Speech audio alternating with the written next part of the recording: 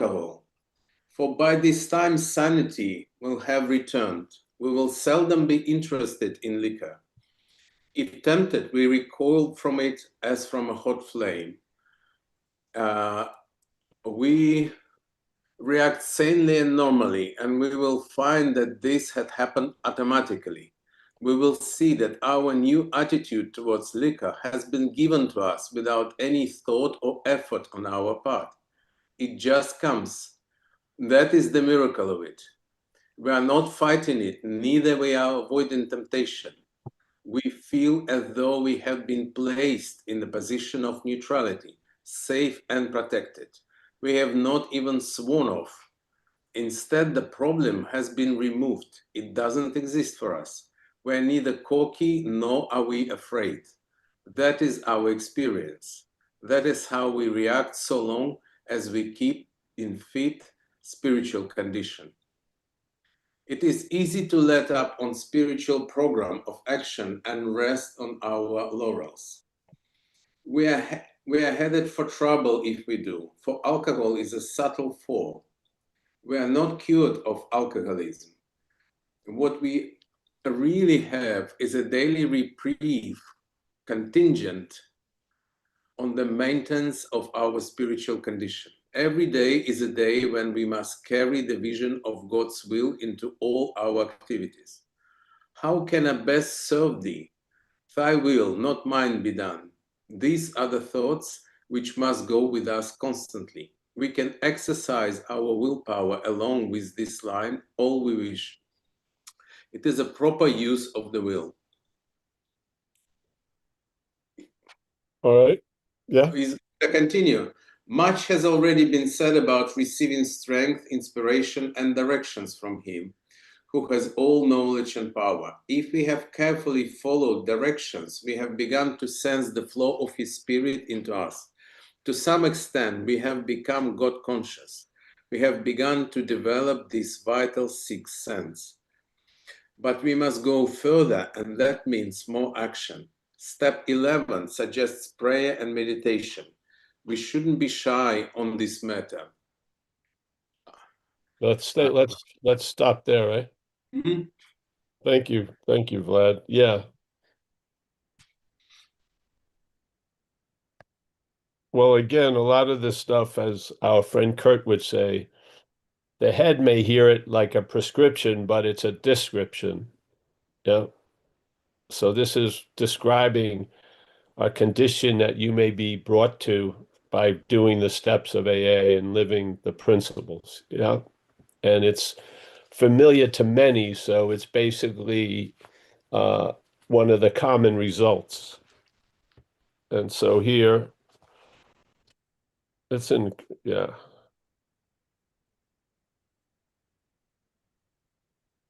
Let's see where it is.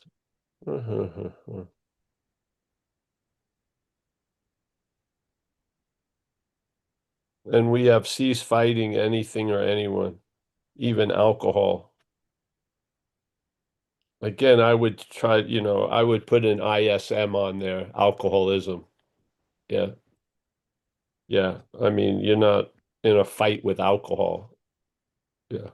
So, and we have cease fighting anything or anyone. So this is what is observed by many people who have followed the steps and they've arrived at this condition, and they're describing a shared vision, so to speak, or a shared observation, which is we had ceased fighting anything or anyone, even alcohol, for by this time sanity will have returned, which is really the promise of AA.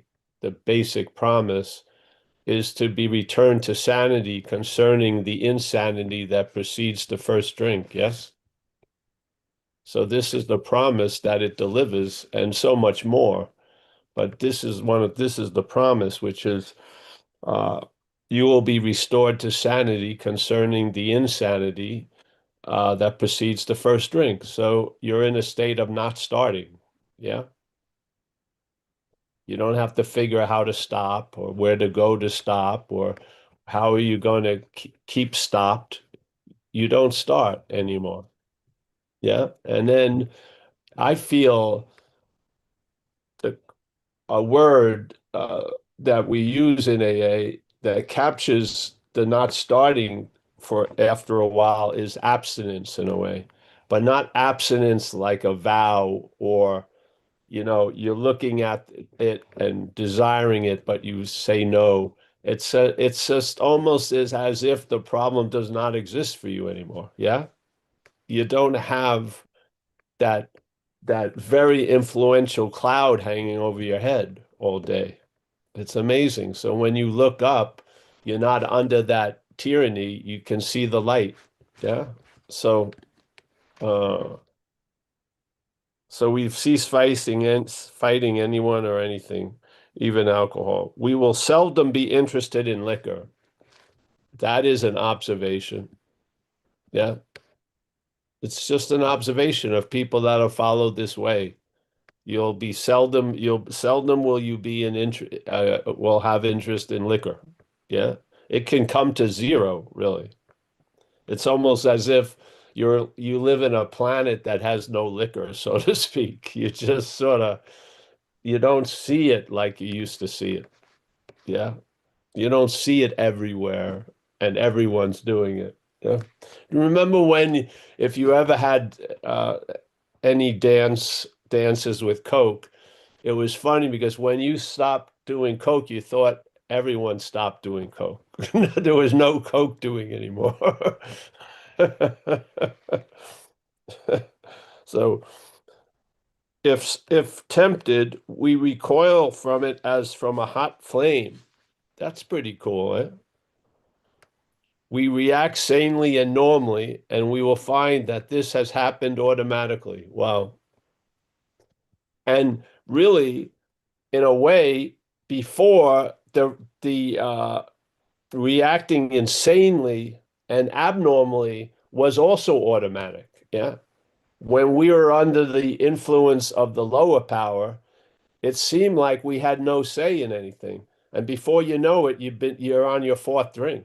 So it seemed like the opposite happened automatically in before, where you would act insanely and abnormally.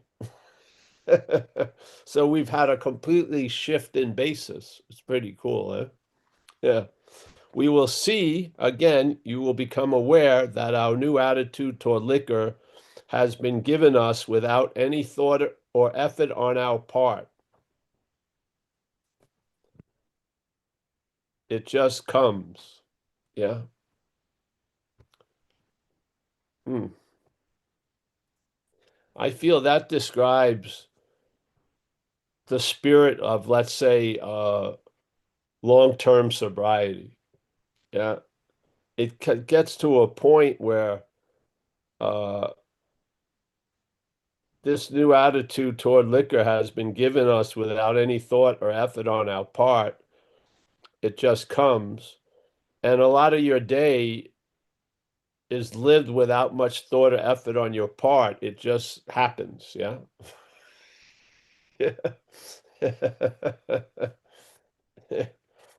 It just comes. That is the miracle of it. Yeah. That is the miracle of it. Yeah.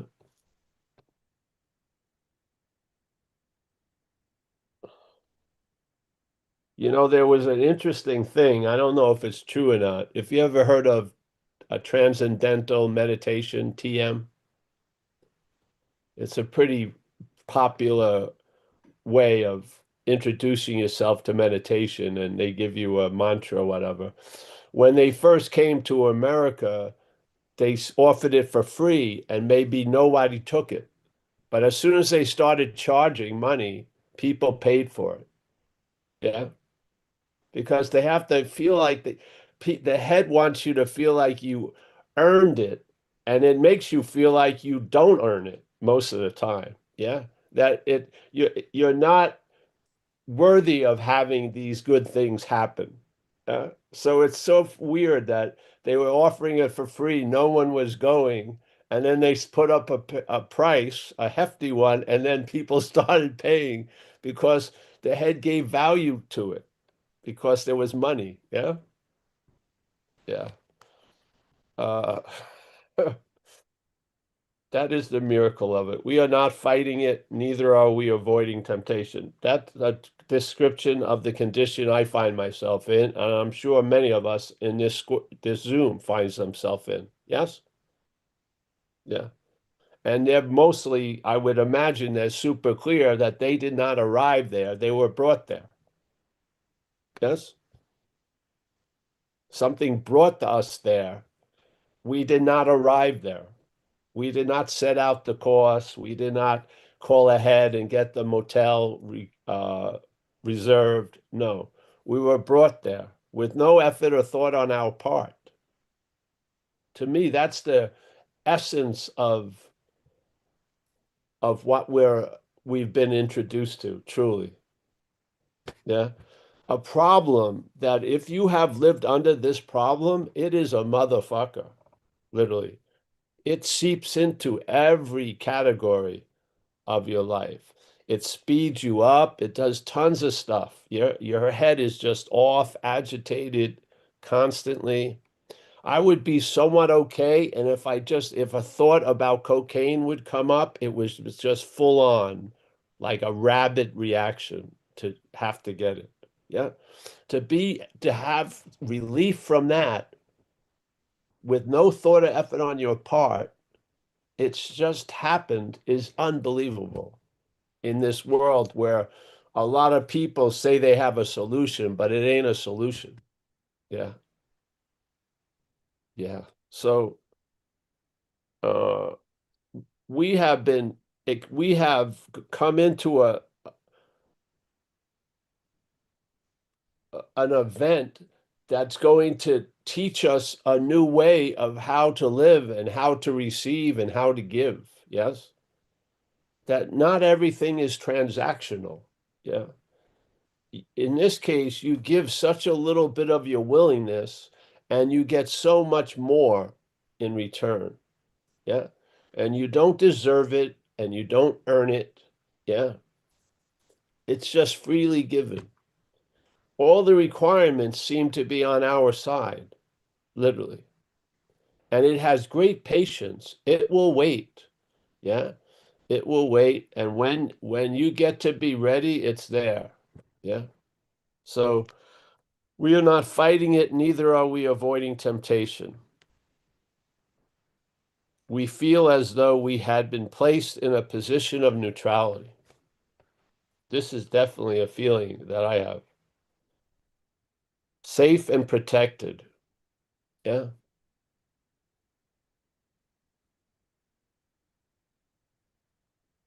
We have not even sworn off. Instead, the problem has been removed. That's incredible, literally. Could you imagine if like some company that deals with pests like ants and cockroaches and stuff could have that on the side of their van and actually deliver the goods, you'll never have another ant in your house again. You'll never have another cockroach in your kitchen again. That all other all other companies would have to get a new job. Yes. And but here this description with a problem that has been pestering people, it's talked about in the Old Testament of the Bible. In one of the Psalms, they talk about how frustrating it is to deal with winos. Yeah. It's just insane. It's insane. Yet we have not even sworn off. Instead, the problem has been removed. Yeah. Does it say the problem has been defeated? No. Does it say that you pinned the problem and it's said no mas, that you won? No. It says it has been removed. Do you believe you removed it? No. Yeah. The weird thing is, if you believe you were doing the addiction part and the drinking part, you may believe you have done it and got yourself sober. But in both cases, that's wrong, I feel. Yes? You did not do all the shit that you were driven to do while under the influence. Yeah? And you're not the one who produces the neutrality that you arrive at. Yeah. But if you have that attitude to the old employer, you may have that attitude to the new employer. Yeah. And you will see that you're attempting to manage sobriety. Yeah. Yes. So I was super clear that no human power could do it because I went through years of it, of human powers trying to do it, mine included. Yeah. No bueno. The only way I could stay somewhat sober was in a controlled environment with a lot of punishment if you didn't. Yeah. So I lived the only times I had a length of sobriety when I was running around was when I was in a program called Delancey Street for 2 years. Yeah.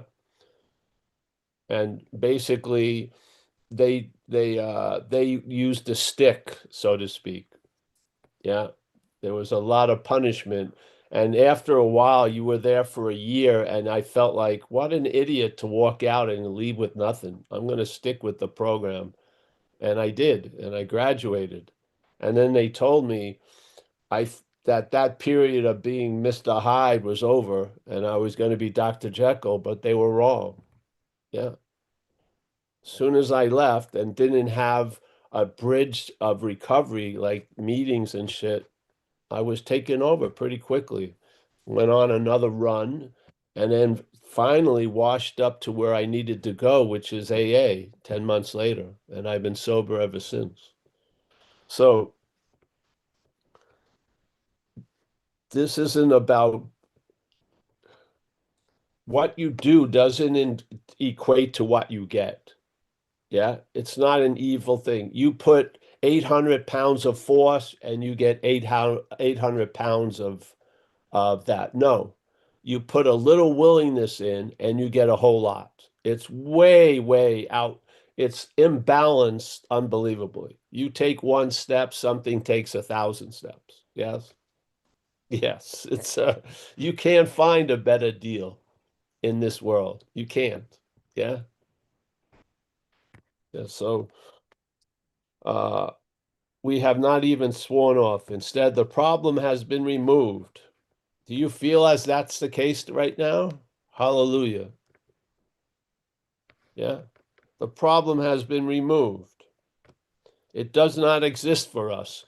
How you can't be more negating than that. The problem does not exist for us. That's like that's 100% gold. Yeah.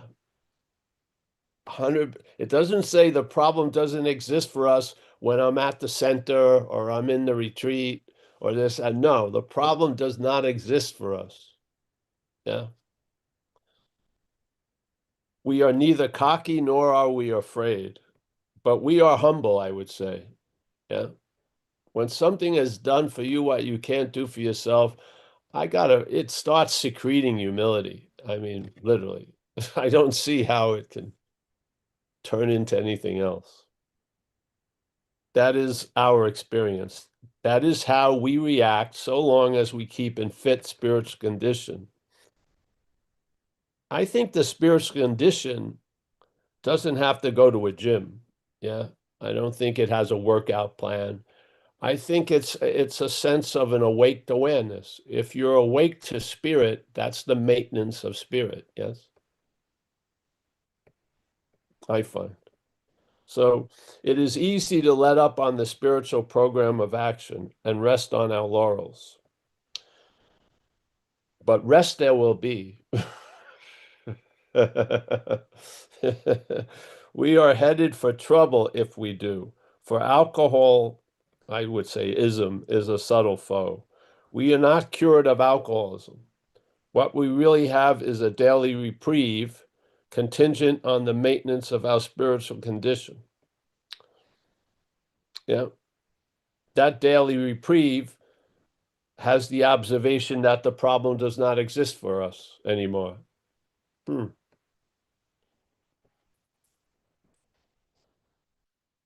Every day is a day when we must carry the vision of God's will into all of our activities. And check out self's will. Yeah. Yeah. tell the truth about self-will, and basically the factory setting is God's will. Literally, if you want to call it God. The factory setting is going to go, the default setting is God's will or spirit's will. Yeah. Yeah. When we must carry the vision of God's will into all of our activities. Yeah, by being awake, that's what you're doing. Yeah. If you're awake to spirit, you're bringing that vision into all of your activities. That's the condition. How can I best serve thee? Thy will, not mine, be done. I think you'll find thy will is done also, yeah. Not like it's a future hope that it will be done, but it is done. You're going to observe that this will is done, yeah. You want to call it spirit or whatever. You're going to come to that observation a lot. Yeah. Thy will, not mine, be done. These are thoughts which must go with us constantly. When those thoughts take shape, the thoughts are unnecessary. Yeah. To conjure something up that we may not know, the first, like crude drawing, may be in thought, yes? But when it really starts happening, this, the the thing itself will fill up the meaning, and it won't be needed. There won't be thoughts needed. Yes. But when you have no idea what to go, maybe you get a rough drawing in thought, but those thoughts aren't needed in time. Yeah. We can exercise our willpower along the line all we wish. It is the proper use of the will. Yeah, the proper use of the will is it for it to be surrendered to the higher power. Yes, isn't that the third step? Yeah, isn't that the decision we make in the third step? We turn our will and our life over to the care of a higher power. That's it. That's the deal. Yeah, that's surrender. We don't surrender. We surrender the will and the life. Yeah. We don't surrender. We surrender the will and the life, because at that time, at that point, the will is basically self's will. Yeah. And we're outmatched. And therefore, we make a decision that we would like it to be different. And then we do the working steps, and voila, self's will gets turned into the spirit's will. It gets given over to something that does a better job than self does. Yeah. And please see the difference between uh, surrendering will and life and surrendering you. You don't surrender you. You're going to still be here, but you surrender the will and the life over to the care of this higher power or a power greater than self. Yeah. Just like when my family put my mom into a senior citizen home. We didn't surrender her. We didn't surrender our mother. Her will and her life was surrendered to the care of this place. Yes? Yeah. So, yes, it's beautiful. Here we go again. Much has already been said about receiving strength, inspiration, and direction from Him. We hope this is happening now in this meeting, yes? The loving presence that's expressing itself is in our group conscience is is providing us strength, inspiration, and direction. Yes? Isn't that on the satsang menu in a sense when you come Tuesdays and Thursdays? Hopefully, some strength, direction, and inspiration we share. Yeah. If we have carefully followed directions, we have begun to sense the flow of his spirit in us, into us. Yeah. It's interesting that you could have a situation where you are water and then someone pours water in there. And it would be of an event that water was being poured into us, but we are water also. Yeah. So when spirit is poured into us, it meets spirit. Yes. And then that mental divide that's imagined by the obsession with self is washed away. Yes. So you have a sense of the higher power being always available at all times, right where you are, because it's water and you and your water. Yeah. So you're pouring some of its water to wake up the water in us. Yeah. If you poured spirit on a desert, I don't know how much would grow, but you're pouring water in water to build up the momentum of the watering. Yes? We need like a shock. We need like a boost, like a battery boost to get our spirit going, in a sense. So that unsuspected resource can be suspected. And then we start relying on it and we observe the results. Yeah. Maybe not everything goes great, but we travel lighter through it. And we realize and we observe we have faced life successfully, where I was just so shit afraid I didn't even face life. I just stayed loaded. Yeah.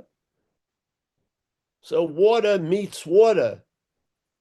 What's that? Water. Spirit gets poured into us to trigger the spirit in us. Just like the head wants to fill us up with mental ideas and concepts and narrations and fills us up with the past and the future and stuffs us with time and regret and all this shit. Yeah. The spirit, if that hose isn't used, a lot of shit can build up in it, but that hose can be cleaned out by the flow of the water through it. Yes.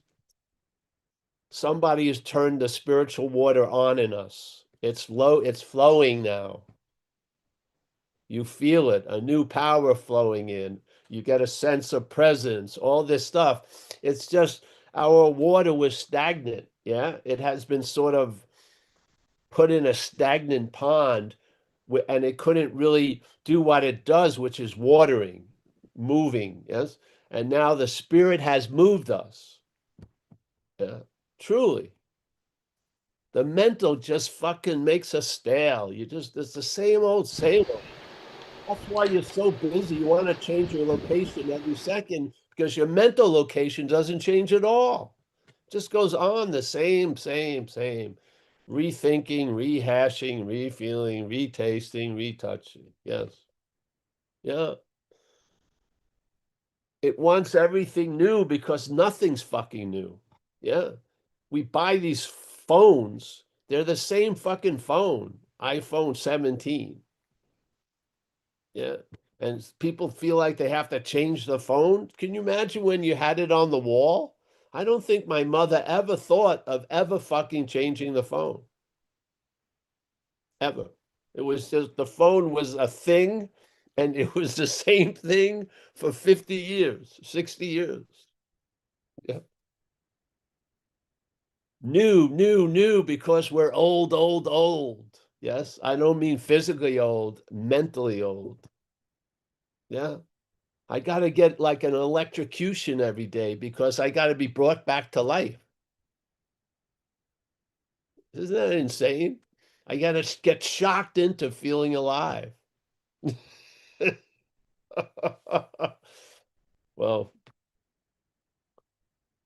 in this case, to some extent, oh yeah, much has already been said about receiving strength, inspiration, and direction from this power. I'm saying from him, whatever, who has all knowledge and power. If we have carefully followed directions, we have begun to sense the flow of his spirit into us. To some extent, we have become God conscious.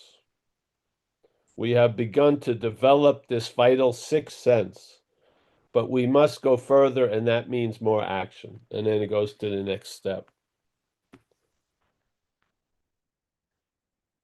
We have become God conscious. Hmm.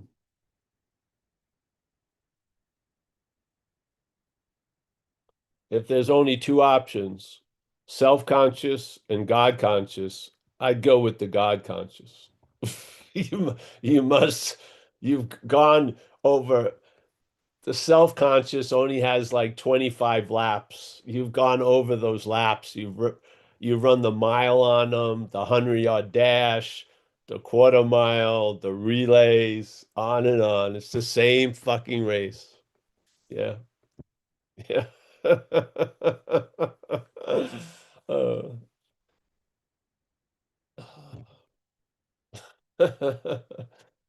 I was surprised when I was. Do you mind if I share about this thing? I used to do Tai Chi in the park in San Francisco on Tuesdays and Thursdays or something. And I would notice this Buddhist monk would come, not to Tai Chi, but he would just go to this little area of the park and just walk while we were doing the Tai Chi. It would just walk around, not a huge vista overlooking the ocean, just a nice piece of garden, yeah.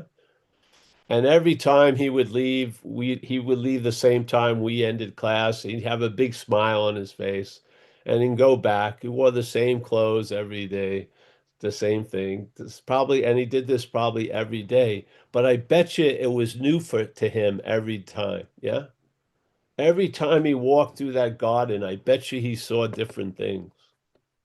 Yeah, same garden. Yeah, he didn't have to do all this stuff. He just did a little, and it was more than enough. Yeah. To me, that's beauty. That is pure beauty to me.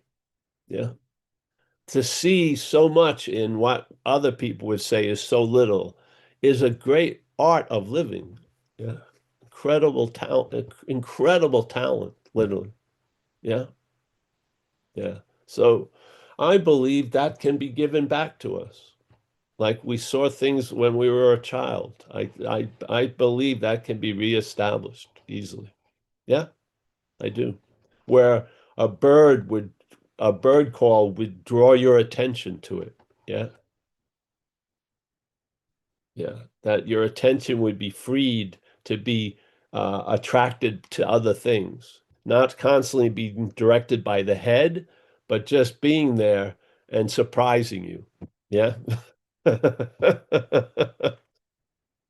Not bad. So, hey, yeah, this is such a beautiful book. Uh, if you are a spiritual seeker and you've ended up in AA, you have been given the greatest book, greatest gift, really. It is a beautiful because it delivers the goods. Yeah. It its promise was to restore us to sanity preceding the first drink. It has done that and so much more. Yes. And it says, if you have followed these steps, you've had a spiritual awakening when it gets to step 11. After having done these steps, yeah, if we believe that you will have a spiritual awakening, and then that distance from the insanity will stabilize a day at a time as long as you keep fit. Yeah. Now, I don't believe spirit has to work out. I don't. Yeah. It's not, when we hear fit, we think it's like a body. I don't think, obviously, spirit's not a body. Yeah. So the muscles droop, and this happens, that. So we have to keep fit. I don't think you can apply that to spirit. I just don't. I don't think spirit is the malady. I think what John Kay said, it's a soul malady. Yeah, if you want to call it correctly. I don't know about that either, but it's definitely not a spiritual malady because how could a spirit have malady? Yes, those are of the body.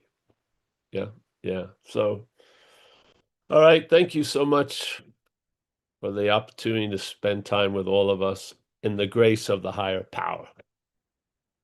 Mm. Yep. All right, Mike. Ask anyone. Oh, John Kay wants to say something. Uh, this you brought up a really tricky point for me. Uh, who is it that has these feelings? No one has them. There's just feelings. But we give meaning to everything we have, and isn't it true that we use feelings to attach meaning to things? We don't, but the system does, yes. Yeah. I would describe it like this. You may be in like a spacesuit, yeah, that allows you to facilitate with the atmosphere that and the environment that you find yourself in, but you are not the spacesuit. Yeah. There's a distinct difference in that. So what feels and makes up a story about what that feeling means isn't you. Yeah. You're the alertness or the awakeness that allows it to happen. Yeah. You're not the one. In a way, it's more of an allowance than a doing. Yeah. So System that's is how I see using, it. Hmm? system is using feelings uh, more than thoughts to attach meaning to everything that we attach meaning to.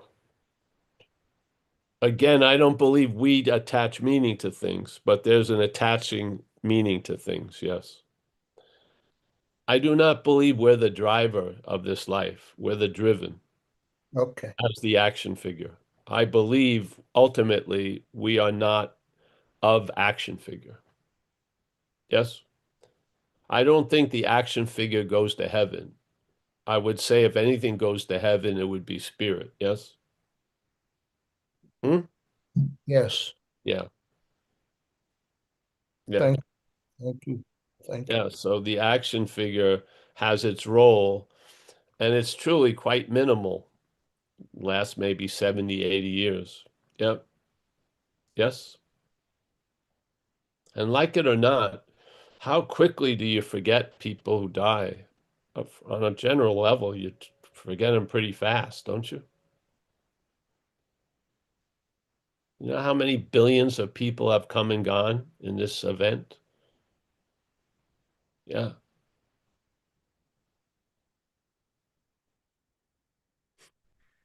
So yeah, the ownership of what's going on is not deserved. Let's put it that way. Yeah. So there's a feeling, there's a noticing of a feeling, but you're not the one who has the feeling. Yeah. Really, the feeling of you is a feeling. Yeah. I would say you is a feeling. Yeah. It is. It's a familiar feeling, but it's still a feeling. You have a feeling that you're this or that, don't you? Yes. Yes. And obviously, feelings aren't facts. Yes. You may feel something, and it doesn't mean it's so, as the Radiohead Tom York would say in one of his songs. Yes.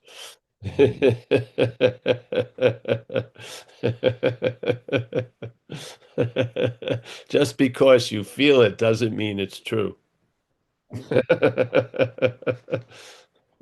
I think we have a bomber again. Yeah. Someone help him, Michael, if you can. Yeah. It's shifted somewhere else. Yeah.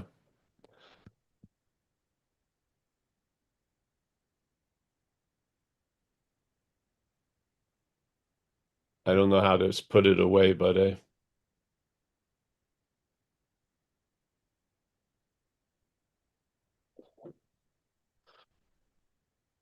it's so interesting, how you could, the duality of this place, how you could uh, paint a beautiful picture, or you could, yes, yeah.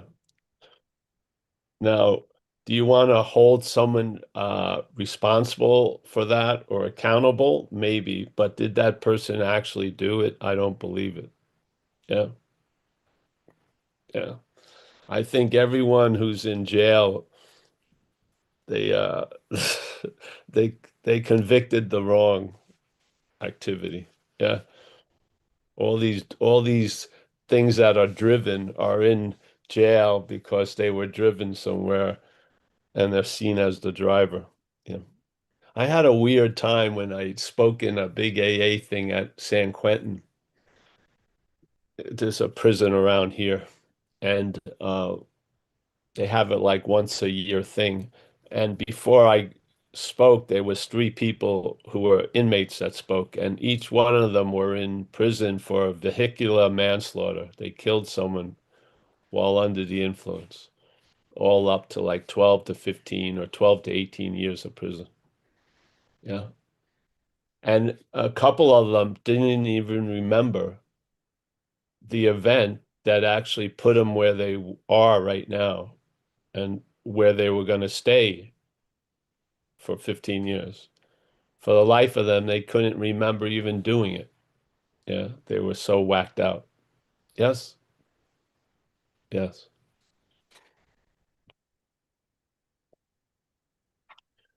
All right, anyone else? Oh, we got Kathy. Raised her hand.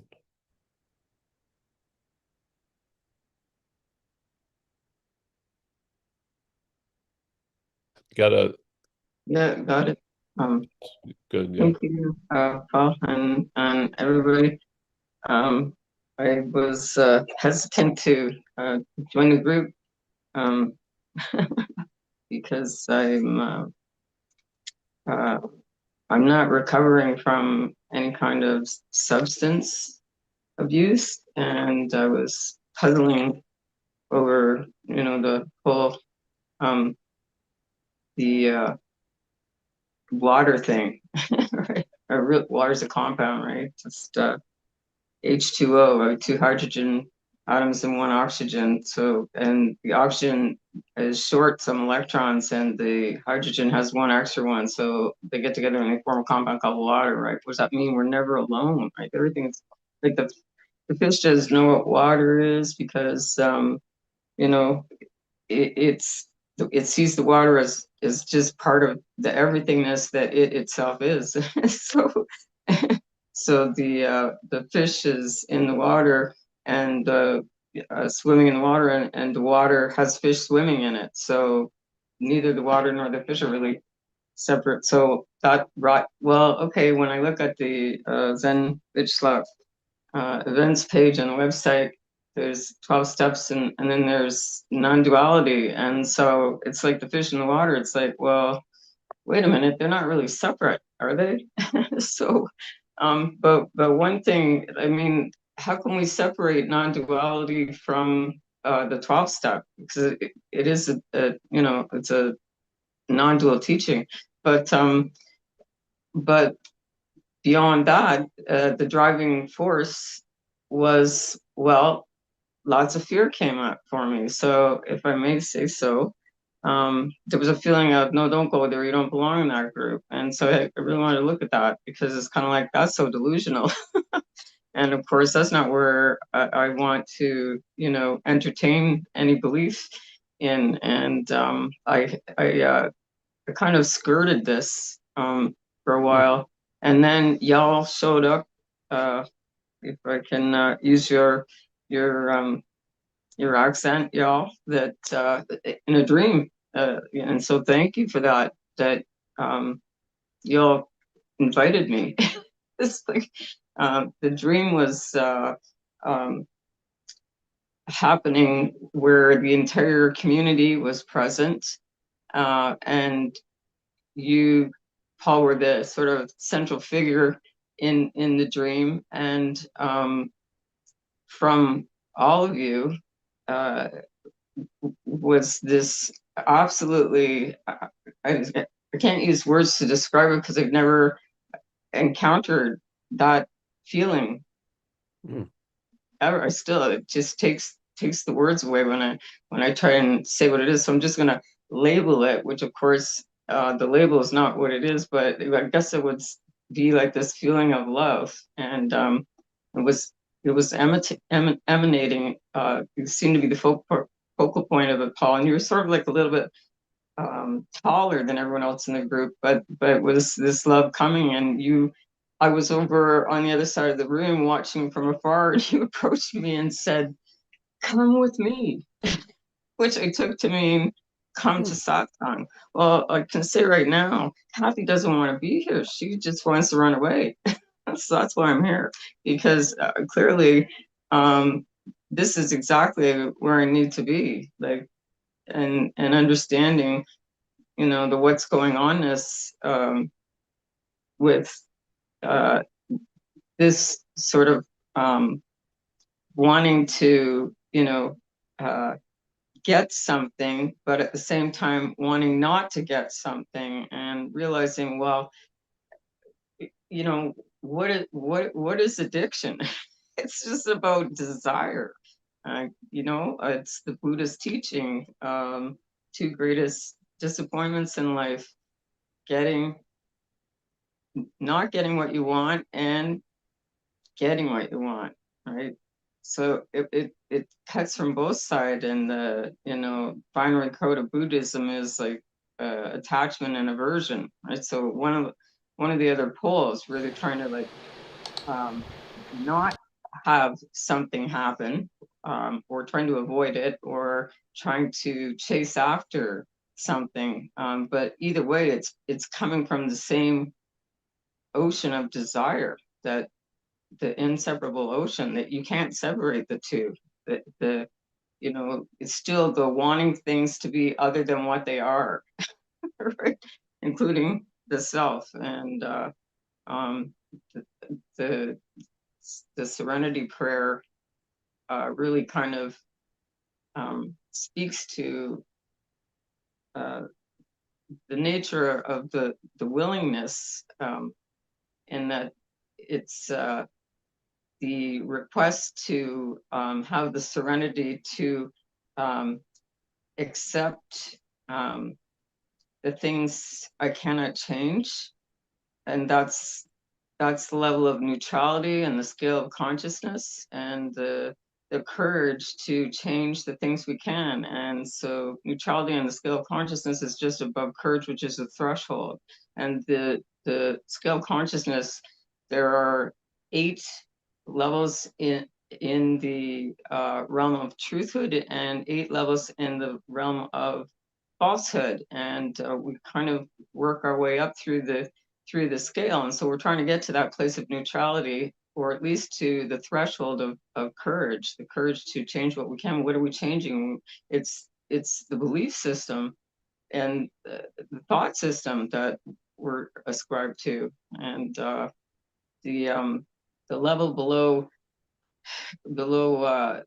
courage is pride, and then anger, and then desire. So desire, the process of desire, is of course the wanting mind. And the process is described as enslavement. So what am I experiencing is a bondage of self on some level, although I can't understand it from the parapsychical point of view that's often used to express it. But it's still showing up in the field, the level of consciousness that is the process of enslavement that arises from desires. So what's being, you know, the desire to avoid making a commitment. that was sort of what came out of the dream. It's like, what's up with that? You know, I was just happy to go when I want to go, and you Yeah, know. Kathy, you can make a commitment and run the meeting. Go Well, to go yeah, to the Kathy, WhatsApp page, and like Vlad did, you can sign up to just open, you know, the meeting. Yeah, it's a commitment. thank you, Yeah. thank you, Yeah, thank see you. what happens. I don't Authentic know who to, community. I think Michael Stacy is probably the best one to speak about. But yeah, you can jump right in. So we're going to move on from there, but now you Thank have a you. commitment. Yeah, commitments are I've never been disappointed by a commitment in AA.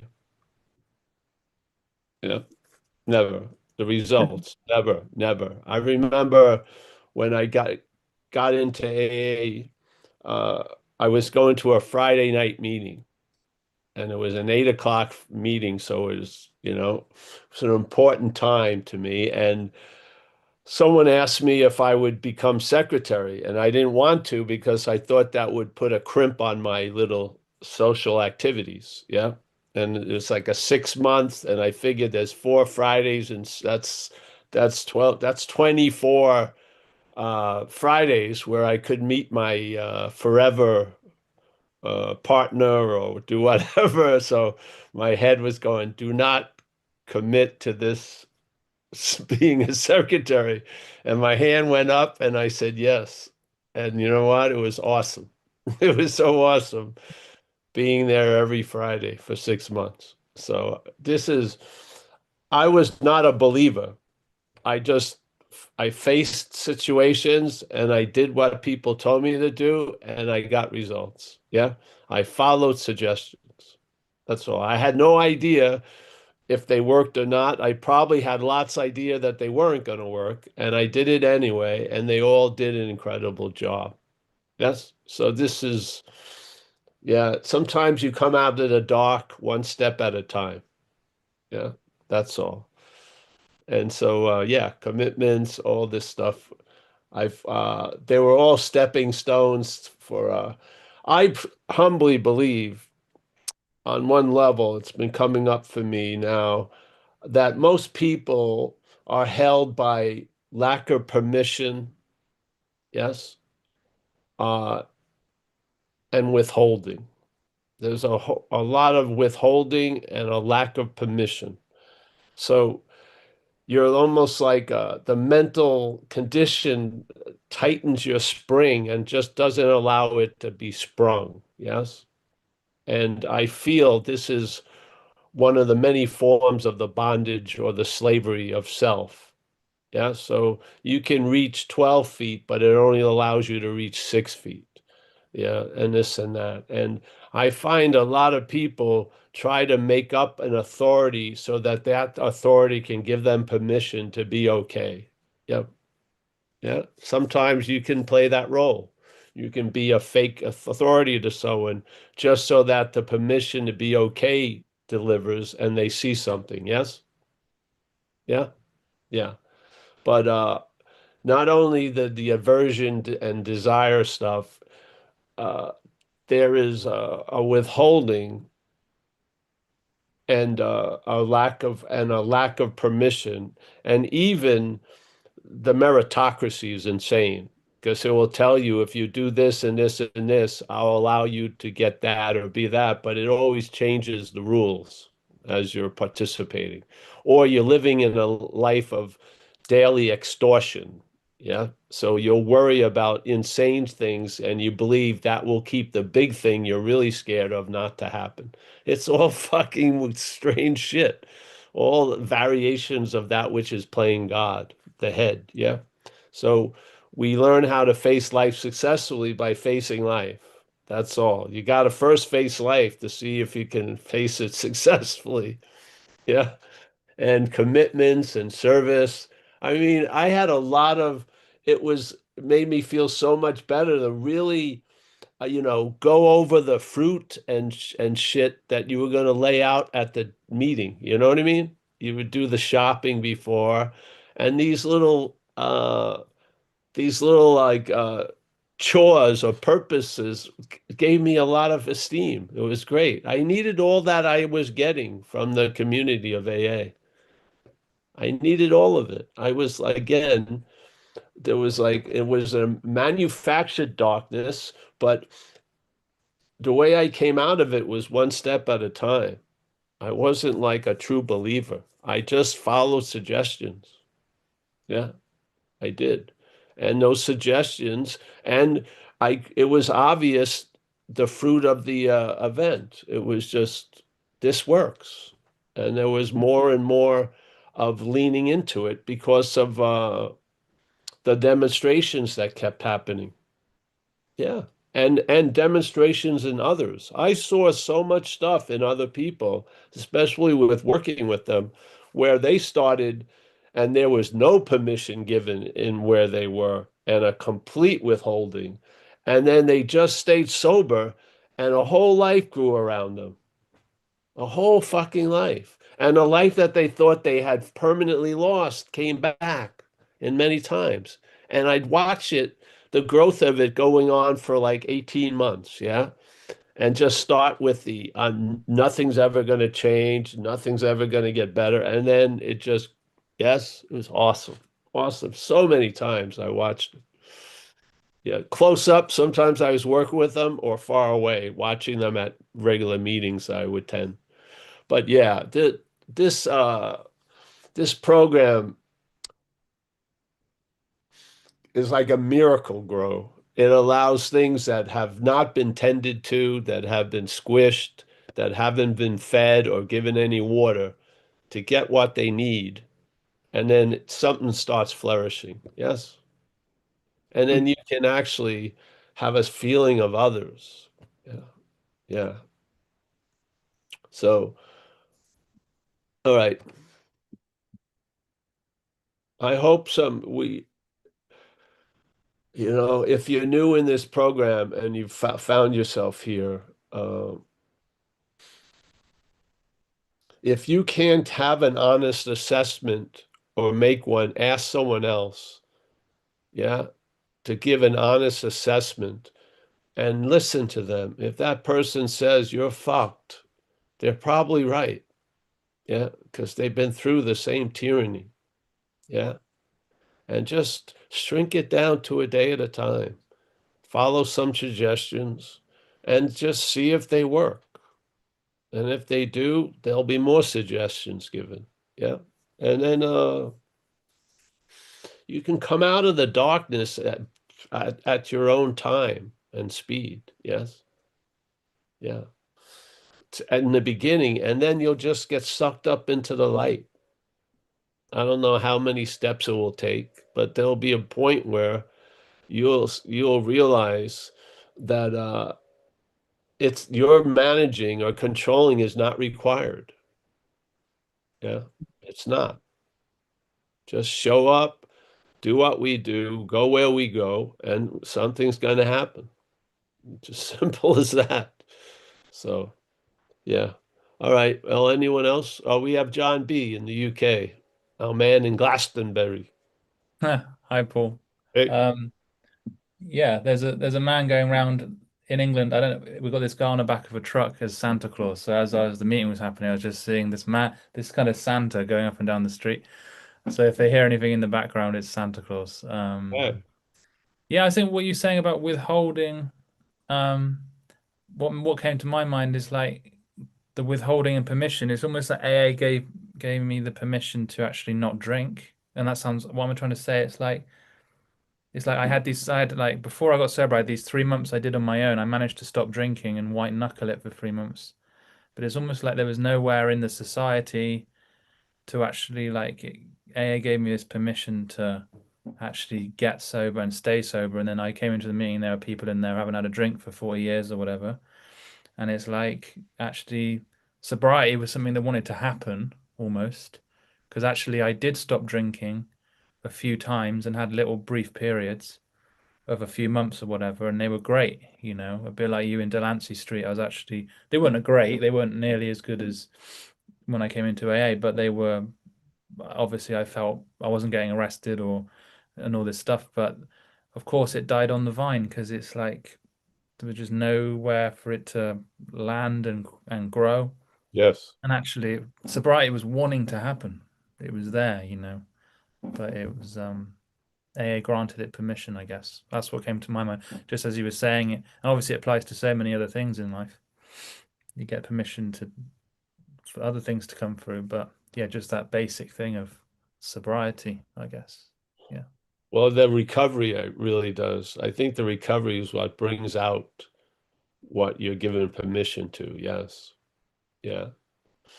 Yeah. Yeah. I'm just reporting back to where I found myself. That terminal uniqueness is like a cocoon that's been spun around you. Yes. And what comes in and out is regulated by the head completely. Yeah. So you're starving for something and it feeds you something else. It's insane. Yeah. Yeah. So Yeah. For you to be okay or for you to receive something doesn't mean you have to do something for it. Yes? The amount that's given isn't based on how much you gave. It isn't. Yeah. It's a huge disparity. You give but a little, yeah, and there a huge amount comes back. Yes? Yeah. And most of it's unimaginable. You've been fed a story that you don't know what peace is like or serenity or uh, a lot of stuff. You don't know what love is like to be felt and to be given. You don't know a lot of shit. It has us in a very not knowing condition so that it can just feed on us, literally, as this action figure, just feed on us. And it it find it finds an event it can't find in itself, which is an embodied event. The parasite uses our body to live. It gives it an action figure, yeah, and it wants to make hay with it.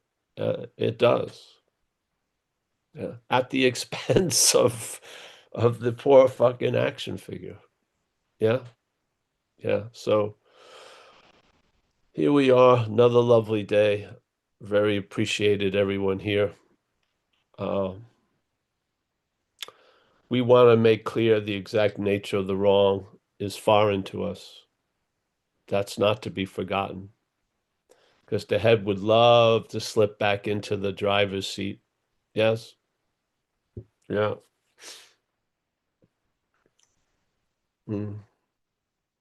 This is not a self-help program. It's a reliance on a higher power program. Yeah. Reliance, meaning dependent. You depend on it. Yeah. And in that dependence, you have reaped much reward. Yeah. There's no time limit on how it works. That is how it works. Yes. It's not going to stop abruptly or anything like that. Yeah. It just works. Yeah. You found something that works. It may not have a time limit. Yeah. As long as you're sober, it seems to keep going. Yeah. I was in a little younger, then middle age, and now old age. It still seems to be cooking. So, all right. Well, I'm going to say goodbye, I think now. I've just had too much fun with all of you. John B. in Glastonbury. Yes, we're going to hopefully see you someday. Who knows? I don't know. Yeah. Michael Stacy, as always, my man in Madeira. Vlad, Portugal. John S. in Florida. He's left the building. That's cool. We got John K. Nice to see you. Tom Lazada, Tacoma, Steve Butler in Novato. Nitesh. Got a nice long number. Chris B. in New England, somewhere near Boston, I guess. Peter. He's not from Arizona, but he's in Arizona. Rico. Yeah, he's not from California, but he's in California. Kathy, nice to see you. Peter, again. Walter, and hey, nice to see you, honey, too. Jenny, right? What's the name again? Jenny, great, great. Eileen, she's not from Arizona either, so don't buy any of that. She's from Arizona. Yeah, we got Robert C. Nice to see you, Robert. Denise H. Jacob. Yeah, Jacob, I think, is in the Hudson Valley still. Yes, that's good. Yeah. Hey, listen, guys, thank you. Had a wonderful day. And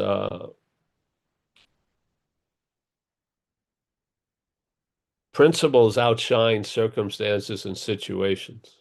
Yes. Yeah. All right. Thanks. Thank you. See you guys.